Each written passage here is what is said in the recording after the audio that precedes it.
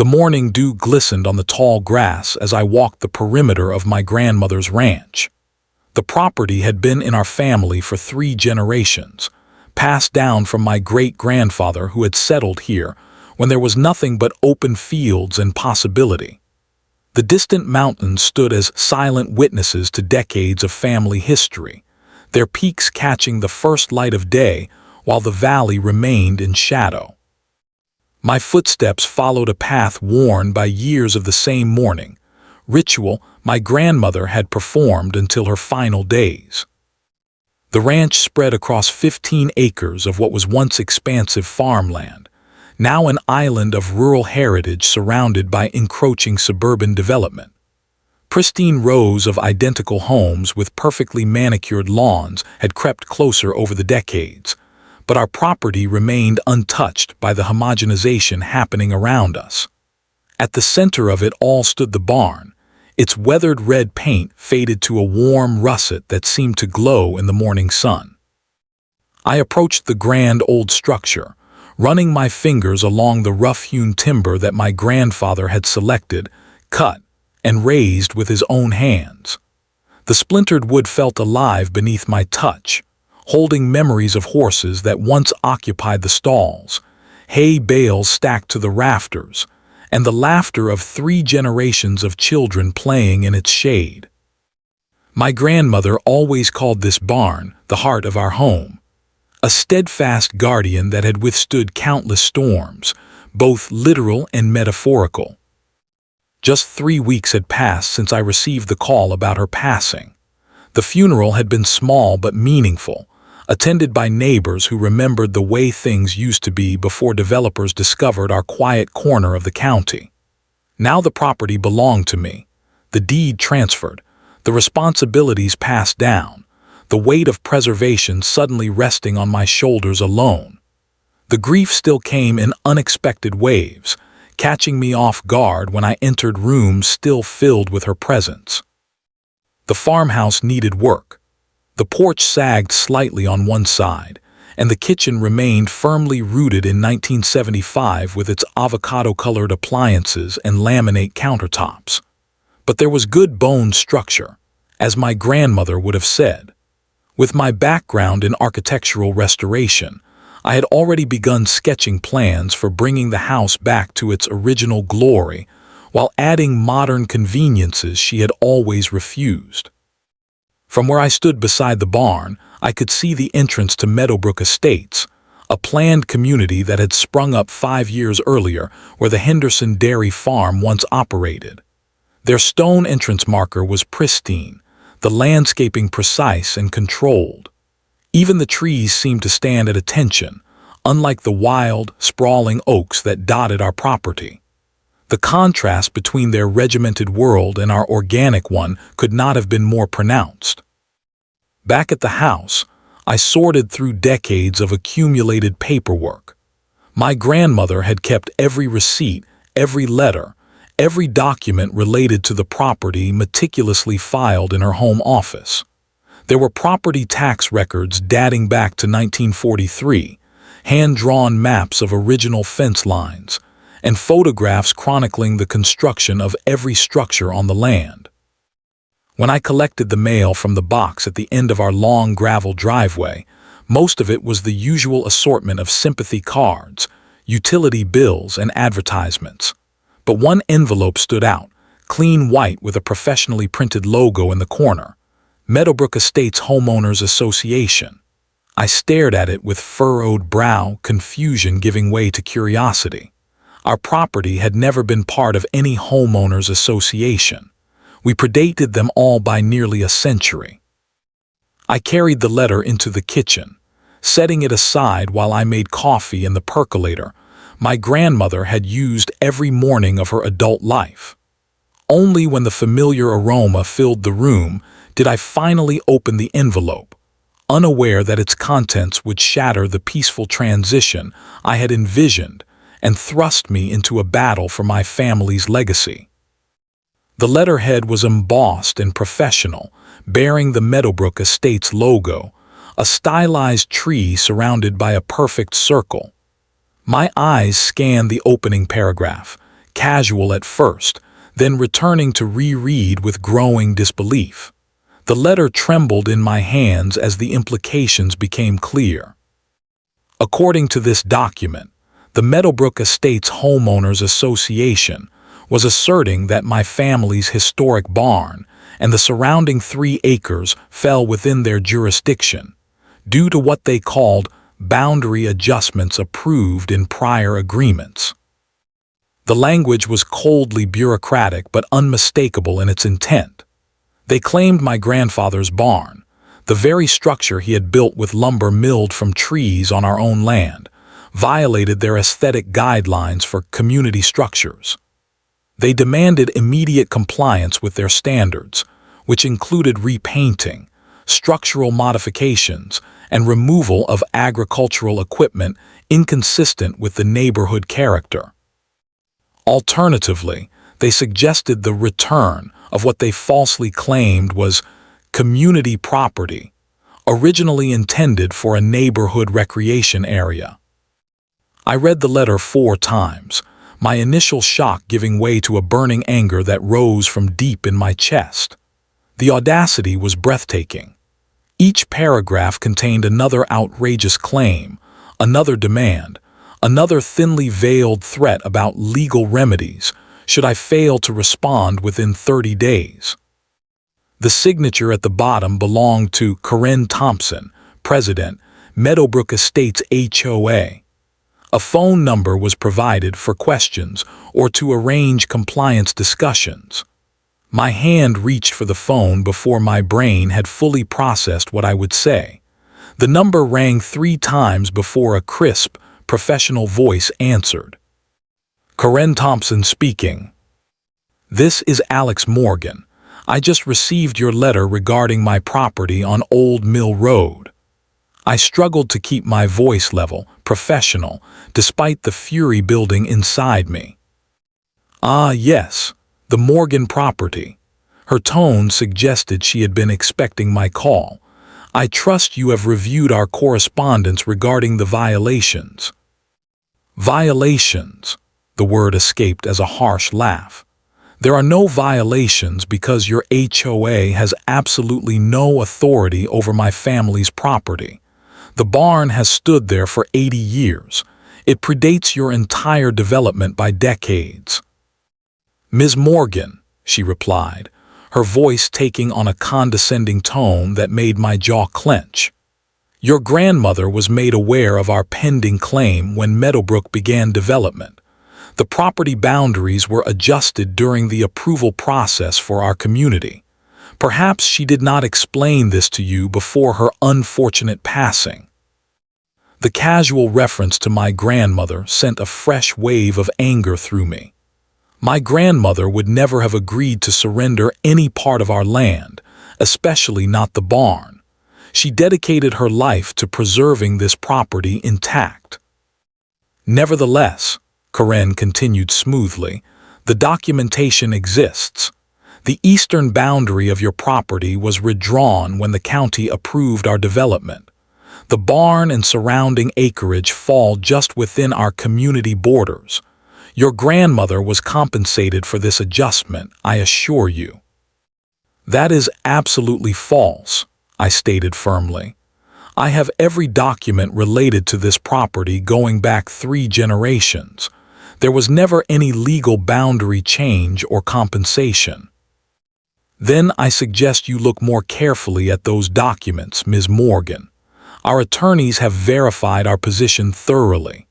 We have been patient out of respect for your grandmother, but now that ownership has transferred, we must insist on compliance or reclamation.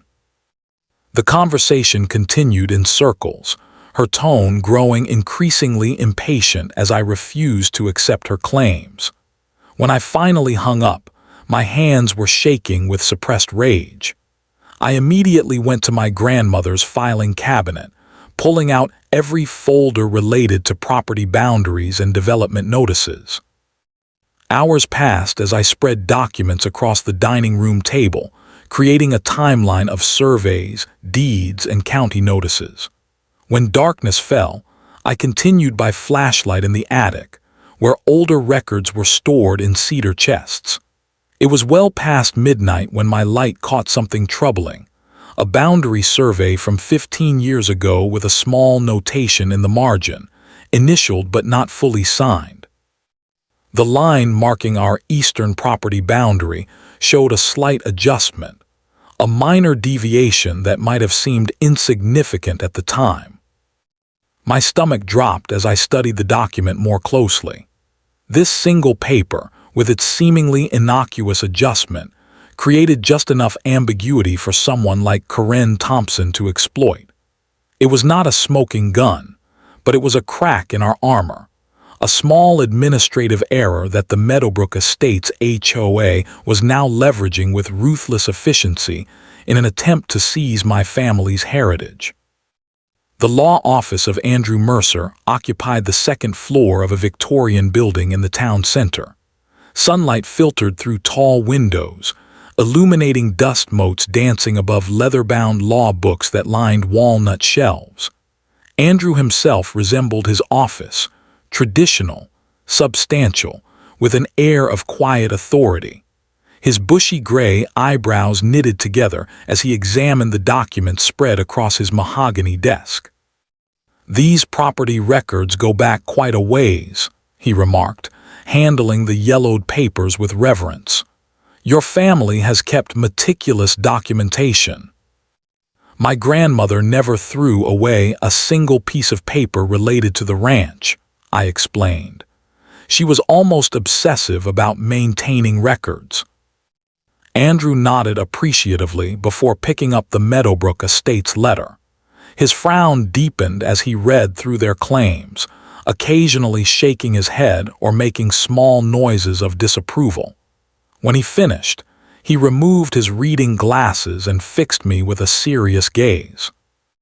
"This is not the first time Meadowbrook has tried something like this," he said, reaching into a filing cabinet behind him. He withdrew a folder, considerably thick with papers. "They have been systematically absorbing adjacent properties through legal technicalities for years." He spread out several cases across the desk. A disputed fence line that resulted in a homeowner losing a quarter acre, a shared driveway that became HOA property, a water feature that was reclassified as community space. The pattern was clear and disturbing. "Karen Thompson?" I asked. Andrew nodded. "She moved here 6 years ago from a similar development in Colorado. Within 6 months, she was on the HOA board. Within a year, she was president. Since then, Meadowbrook has expanded its boundaries 3 times through what I would describe as aggressive interpretation of survey discrepancies." We spent the next 2 hours reviewing my documents.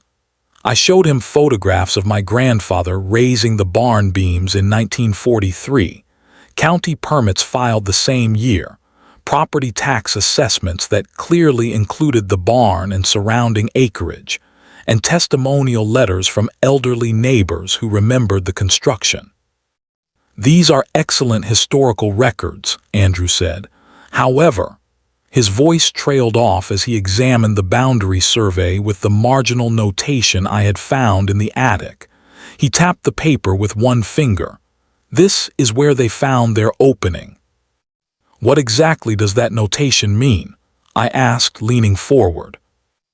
"It appears to be a proposed adjustment that was marked during preliminary discussions for the Meadowbrook development. Your grandmother initialed it, possibly acknowledging she had seen the proposal, but there is no formal signature of acceptance, no compensation record, and no filed amendment to the deed." "So they have no case," I concluded hopefully. Andrew's expression remained grave. "They are exploiting a clerical error from a survey filed after the surrounding development began. This initialism creates just enough ambiguity for them to proceed with a claim. It is weak, but not dismissible outright. They know this kind of battle often comes down to who has the deeper pockets for legal fees." We formulated an initial defense strategy focusing on historical documentation, uninterrupted possession, and the absence of formal boundary changes in county records. Andrew promised to file a formal response rejecting their claim in its entirety. The following afternoon, I visited Martha Jenkins, our closest neighbor who had lived adjacent to our ranch for over 50 years. At 92, her memory remained sharper than many people half her age. We sat on her screened porch, drinking lemonade as chickens pecked in the yard. "Of course I remember when your grandfather built that barn," she said without hesitation. "The whole community helped raise those beams. It was just after the war ended. Harold had just returned from the Pacific." She described the barn raising in vivid detail, the positions of the support posts, the celebration afterward, even the weather that day. "Would you be willing to provide a sworn statement about this?" I asked. "Honey, I would testify before the Supreme Court if necessary," she assured me, patting my hand. "No fancy development is going to erase our history while I still have breath in my body." I visited 3 more longtime residents that day, each providing crucial historical context about our property boundaries. By evening, I had collected 5 sworn statements affirming the barn's position on Morgan family land since 1943. When I returned home, an unfamiliar white SUV was parked in my driveway. A man in a suit stood by my front door, an envelope in his hand.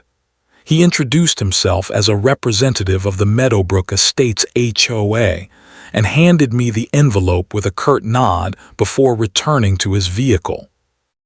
Inside was a formal cease and desist order prohibiting any modifications to disputed structures pending resolution. The letter specifically mentioned the restoration work I had begun on the barn during the previous weekend. Somehow, they were monitoring my activities on my own property. The letter concluded with a paragraph suggesting that prolonged legal proceedings would be unnecessarily costly for all parties involved, and reiterated their offer to resolve this matter amicably if I would simply acknowledge their jurisdiction and comply with their standards. The implied threat was clear. They were prepared to drain my resources through protracted legal maneuvering. This was not merely about aesthetic standards or property lines. This was a calculated attempt to force my hand through attrition and legal exhaustion. They had used this playbook before with other neighbors, but they had never encountered the Morgan family determination. I called Andrew immediately. "They just served me with a cease and desist order," I told him. "They are trying to prevent me from working on my own barn." "This is a standard intimidation tactic," he replied calmly. "They are hoping you will give up rather than fight, but it also tells us something important. They recognize the weakness in their position. Strong cases do not require intimidation."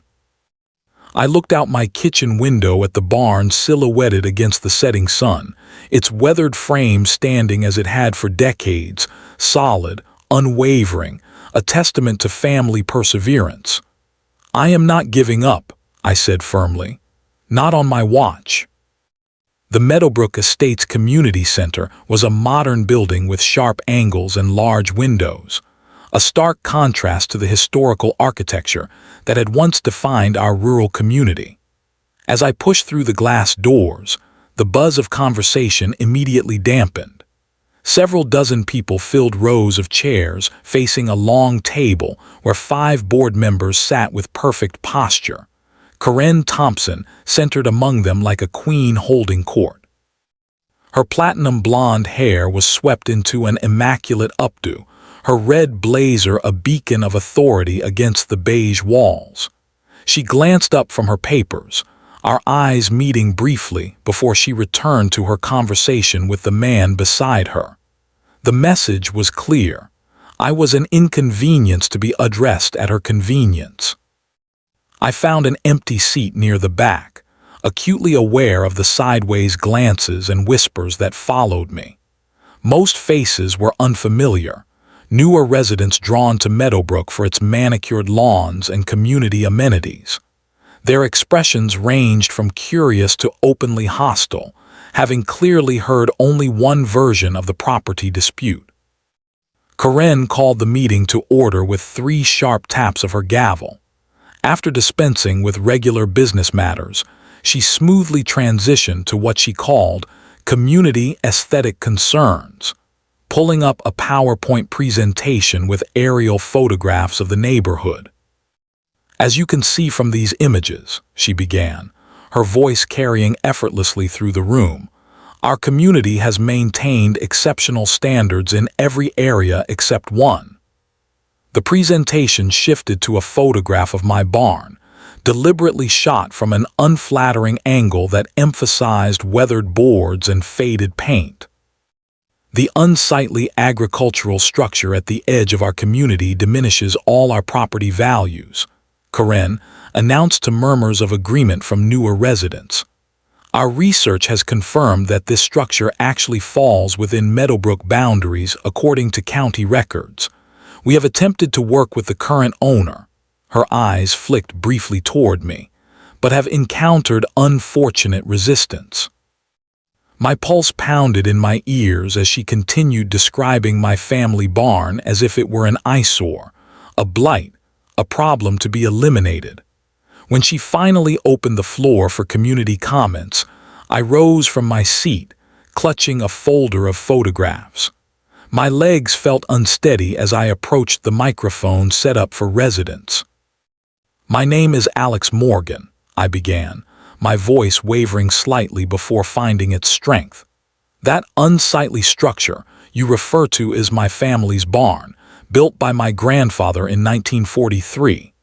I held up the faded photographs showing my grandfather and neighbors raising the massive support beams. This barn was built nearly 60 years before Meadowbrook Estates existed. It has never been part of your community." Karen attempted to interrupt, but I continued, my voice growing steadier with each word.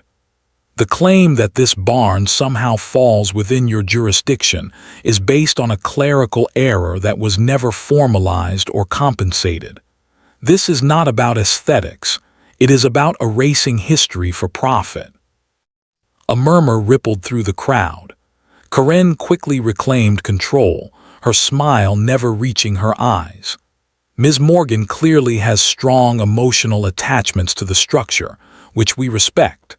However, county documentation supports our position, and the board has a responsibility to maintain community standards for everyone's benefit." The meeting continued with residents approaching the microphone to voice opinions. A clear divide emerged, newer homeowners expressing concern about property values and neighborhood character, while longer-term residents, fewer in number but passionate in their comments, spoke about preserving local history and resisting excessive HOA control. Mark Stevenson, who had moved to Meadowbrook just 6 months earlier, approached the microphone with confidence. "I invested in this community because of its appearance and standards. I sympathize with Ms. Morgan's attachment to her barn, but our home values must be protected." 3 more recent residents echoed similar sentiments, each glancing toward Karen for approval after speaking. The division in the room became physically apparent, newer residents clustering behind Karen's position, while a smaller group of longer-term community members gradually shifted toward my side of the room. Eventually, Alina Whitman, who had lived in the area for 20 years, spoke up. "Before Meadowbrook was built, this was all farmland. Those farms defined our community's character. If we erase every trace of our agricultural heritage, what exactly are we preserving?" Karen smoothly redirected the conversation, promising that the board would consider all perspectives, while moving forward with legally supported improvement plans for the disputed area. The meeting adjourned with nothing resolved but battle lines clearly drawn. As residents filed out of the community center, I found myself standing alone in the parking lot, disappointment and determination warring within me. A hand touched my shoulder, and I turned to find George Winters, whose property had bordered our ranch for 30 years. "Do not give up this fight," he said in a low voice, glancing around to ensure we were not overheard. He slipped a folder into my hands. "Development plans," he whispered. "A friend in the county planning office got these for me. They want your barn gone because it stands where they plan to build luxury condos. This fight is bigger than you realize. It is not just about your barn, it is about what happens to all the remaining original properties in this area." I opened the folder slightly, seeing architectural renderings of modern condominiums exactly where my family's barn currently stood. My stomach clenched as the full scope of their plan became clear. This was not about compliance with HOA aesthetic standards. This was about acquiring prime real estate for development under the guise of community improvement. "They have done this before," George continued.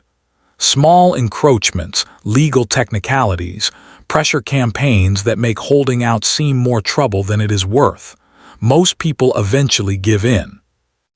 "I am not most people," I replied, closing the folder and clutching it tightly. "And this is not just any barn." As I walked to my car, I noticed several Meadowbrook residents watching our interaction with curious expressions. The battle for my family legacy had become a public spectacle, with neighbors choosing sides in a conflict that would determine not just my future, but the character of the entire community. The county courthouse stood like a sentinel from another era, its limestone facade weathered by decades of sun and rain. I climbed the worn stone steps, each one slightly dipped in the center from thousands of footsteps that had come before mine. Andrew walked beside me, his weathered briefcase containing generations of my family history carefully organized into legal arguments. Inside, the contrast between opposing forces became immediately apparent. Andrew, solo practitioner with decades of local experience, stood against the HOA's three-person legal team from a prestigious firm in the city. They were uniformly young, sharply dressed, with matching leather portfolios and wireless earpieces that suggested constant connection to resources beyond the courtroom. The preliminary hearing took place in Judge Harmon's chambers rather than a formal courtroom. The judge, a woman in her 60s with steel-gray hair and penetrating eyes, listened attentively as both sides presented initial arguments.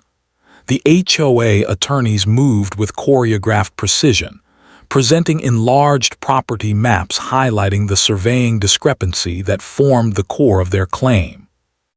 "As you can see, Your Honor," their lead counsel explained, pointing to a specific boundary line, "the 1987 survey clearly shows the adjusted eastern boundary that places the structure in question within Meadowbrook Estate's jurisdiction." Judge Harmon leaned forward, studying the map with a critical eye. And the property owner at that time, Mrs. Eleanor Morgan, she formally accepted this boundary adjustment. The attorney hesitated for just a moment. "We have documentation showing her initial acknowledgement of the proposed change." He presented the same marginal notation I had found in the attic. This adjustment was then incorporated into county planning documents when Meadowbrook Estates was approved for development. Andrew countered by presenting the complete history of surveys dating back to 1940, showing consistent boundary lines for decades. "Your Honor, what my colleague fails to mention is that this notation was never formalized through proper legal channels. There was no deed amendment filed, no compensation paid, and no formal agreement signed by Mrs. Morgan. It was, at most, an acknowledgement that she had seen a proposal, not acceptance of that proposal." My confidence faltered as Judge Harmon asked pointed questions that suggested sympathy toward the HOA's position regarding current county records. While historical documentation is certainly relevant, she noted, we must also consider the most recent formally filed surveys with the county assessor's office. The breakthrough came when Dr. Alina Richardson took the stand as our architectural historian. With precise, academic language, she detailed the barn's unique construction techniques that represented a vanishing agricultural tradition. This structure employs a modified Pennsylvania Dutch bank barn design with hand-hewn beams joined by mortise and tenon connections secured with wooden pegs rather than nails, she explained, presenting photographs of specific architectural elements. The ventilation system and hay track are intact examples of mid-20th century agricultural innovation. From an architectural preservation perspective, this structure meets all criteria for historical preservation under County Statute 47.8. For the first time, Judge Harmon showed genuine interest, asking several follow-up questions about the historical significance of the construction methods. Dr. Richardson explained that fewer than 20 such structures remained intact in the entire state, making my family's barn a rare architectural specimen worthy of preservation. Despite this promising turn, Judge Harmon ultimately ruled that the case could proceed to full hearing, a devastating blow that meant months of continued legal uncertainty. While I find merit in both positions presented today, she explained, there are sufficient questions regarding the property boundaries to warrant full consideration of evidence. The temporary injunction against structural modifications will remain in place pending resolution. As we exited the courthouse, my shoulders sagged with disappointment. That could have gone better, I murmured. Andrew, however, displayed unexpected optimism. He grasped my arm as we descended the courthouse steps. They expected us to fight exclusively on property rights alone, he whispered. They were prepared for that battle with their boundary documentation. They are not prepared for a preservation battle on historical grounds. We have just changed the entire landscape of this case. Back at his office, Andrew outlined our pivoted strategy. The HOA has one objective: to acquire valuable development land, he explained. But they are vulnerable on preservation grounds. If we can secure historical designation for the barn, it would be protected regardless of which side of the property line it stands on. I leaned forward, hope rekindling. How do we do that? We file for emergency historical landmark status with the County Historical Commission, Andrew replied. It requires documentation of architectural significance, historical relevance to the community, and demonstration of imminent threat, which the HOA has helpfully provided with their own actions. That evening, I sat at my grandmother's desk, surrounded by photographs, architectural drawings, and family stories. I began composing our application for historical designation, connecting each beam and board of the barn to the broader narrative of our community's agricultural heritage. Outside the window, the barn stood silhouetted against the sunset, its weathered frame a testament to craftsmanship that modern development had all but forgotten. The legal path forward would be challenging, but we had found a new direction, one that recognized the value of preservation over profit, history over homogeneity.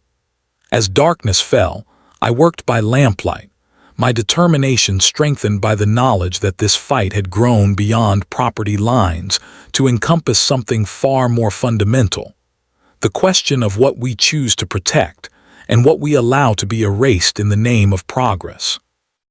The County Historical Commission chambers fell silent as I concluded my presentation. 5 commissioners sat behind a long table, their expressions thoughtful as they examined the materials before them. Photographs of the barn through decades, architectural drawings highlighting its unique post and beam construction, and letters from agricultural historians supporting its significance. "This barn represents more than just my family history," I stated, my voice steady despite my racing heart. "It stands as one of the last intact examples of post-war agricultural architecture in our county. Once structures like these are lost, they cannot be replaced." The presentation had taken weeks to prepare. Andrew and I had gathered statements from architectural historians, tracked down original building materials invoices from 1943, and even located 3 elderly craftsmen who had worked alongside my grandfather during construction. The application for emergency historical landmark status was comprehensive and compelling. Commissioner Franklin, a retired history professor, leaned forward. "Ms. Morgan, the documentation you have provided is quite remarkable. Few structures in our jurisdiction have such well-preserved historical records."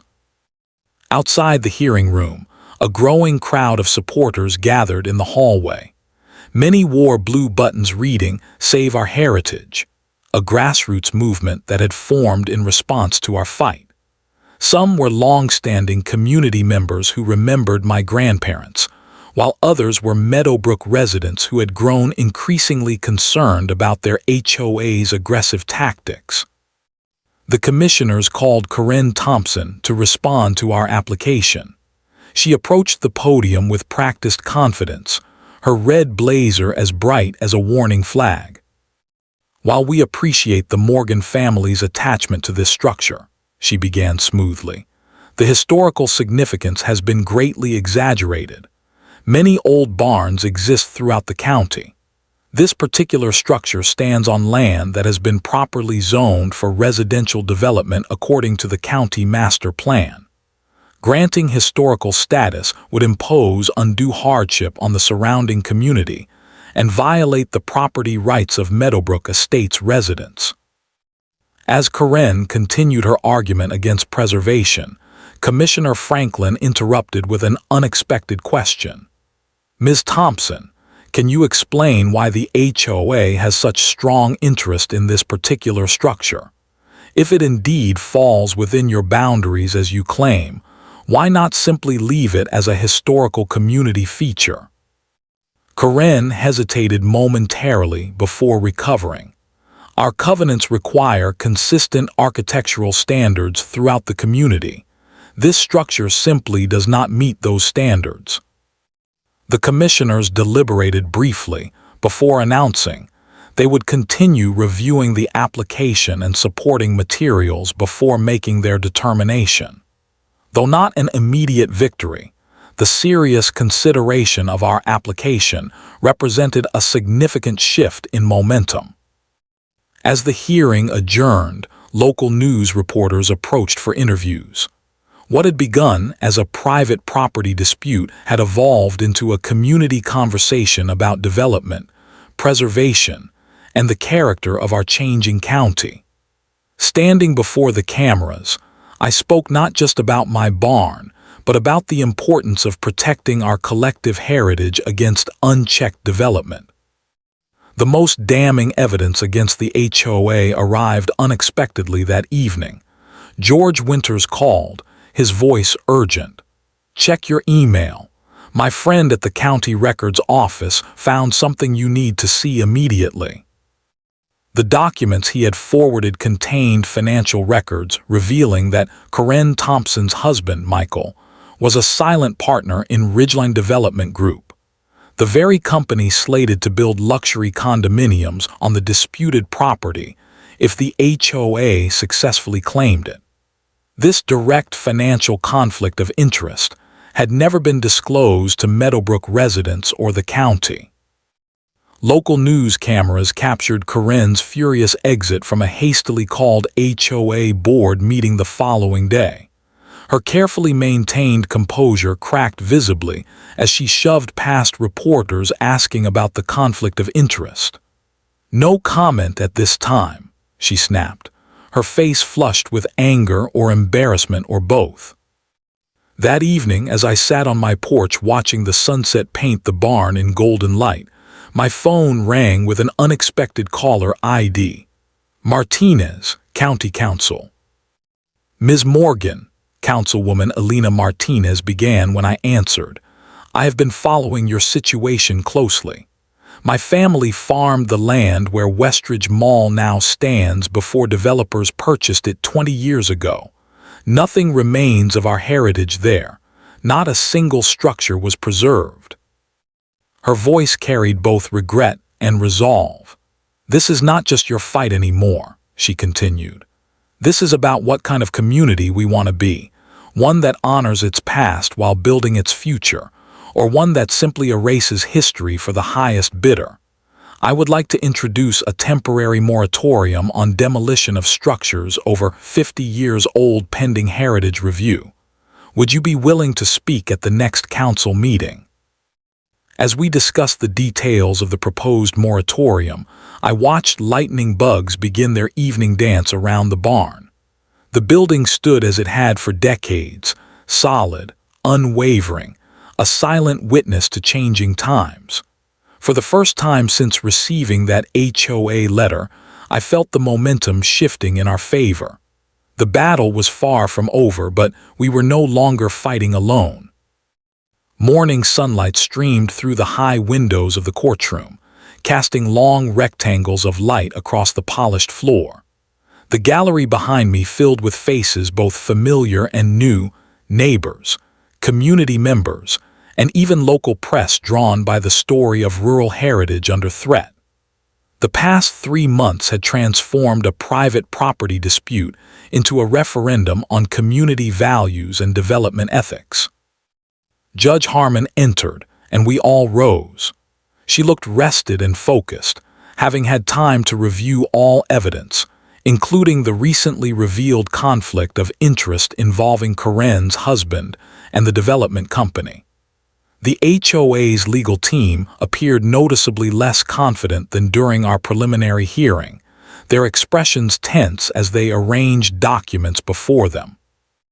Karen sat behind her attorneys, her posture rigid, her expression carefully neutral. Beside her sat 3 HOA board members who had requested separate representation after the conflict of interest became public.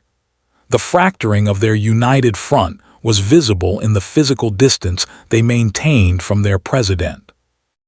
Judge Harmon began by summarizing the case's evolution from boundary dispute to preservation matter, noting the unusual convergence of property rights, historical significance, and ethical considerations before the court. For nearly an hour, she methodically addressed each legal argument, weighing boundary claims against historical documentation, community interest against private property rights. When she finally delivered her ruling, her gaze rested directly on Karen Thompson. The court finds no legitimate basis for Meadowbrook Estates' claim to the property in question. The evidence clearly establishes that the boundary notation relied upon by the HOA was never properly executed, recorded, or compensated, and therefore holds no legal weight. Relief flooded through me, but Judge Harmon was not finished. Furthermore, the documented pattern of boundary manipulation and conflicts of interest demonstrate a troubling abuse of HOA authority. The court is referring these matters to the district attorney's office for review of possible ethical violations. The decisive crack of her gavel echoed through the chamber, marking the end of a battle that had consumed my life for months. Andrew squeezed my shoulder in quiet congratulation as the courtroom erupted in muted conversations. Outside on the courthouse steps, reporters gathered as Judge Harmon's decision reverberated through the community. Karen pushed past journalists without comment, her carefully constructed facade crumbling under public scrutiny. Within days, she resigned from the HOA board, forced out by residents now aware of her husband's financial stake in developing my land. The weeks that followed brought unexpected healing to our divided community. Former adversaries became allies in establishing the County Rural Heritage Protection Act, ensuring no other historical property would face similar threats without due process and preservation consideration. My barn received official historical designation, protecting it regardless of future development in surrounding areas. Throughout the spring, community members volunteered to help restore the barn to its original condition. Retired craftsmen taught younger volunteers traditional techniques for replacing weathered boards while preserving structural integrity. Children from local schools visited to learn about agricultural history and traditional building methods. On a warm Saturday in June, nearly 6 months after receiving that first HOA letter, we held a community celebration at the barn. Tables laden with potluck dishes stretched across the yard. Longtime residents shared stories with newcomers, bridging the divide that had seemed so insurmountable months earlier. Even several Meadowbrook residents attended, expressing appreciation for the historical perspective they had initially overlooked.